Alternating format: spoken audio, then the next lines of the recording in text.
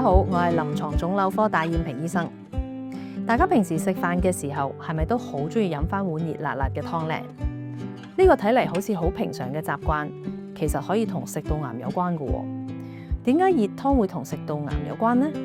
其實個關鍵唔係個湯本身，而係個熱字啊！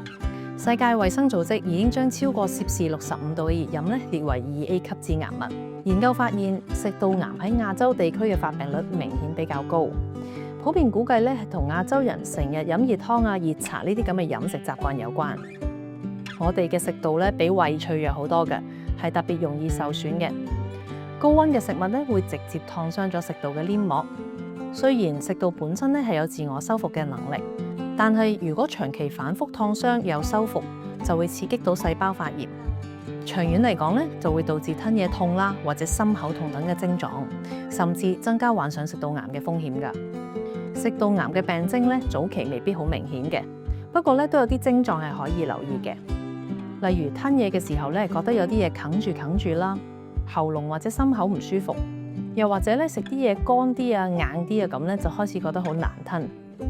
有啲人仲會不知不覺間改變咗飲食習慣，特登揀啲軟身啲啊、易吞啲嘅嘢嚟到去食，而佢自己都未必察覺到原來身體已經出現咗問題。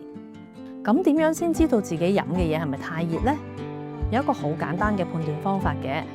如果碗湯熱到你要一路吹住，慢慢咁啜住飲嘅話咁通常就已經係太熱㗎啦。最理想就係等佢放到暖暖地，入口都唔會覺得辣口，咁樣對食道嚟講先至會安全啲嘅。如果你已經有吞嘢唔順，成日有異物感，或者心口長期都有唔舒服嘅情況咁就要盡快睇醫生啦。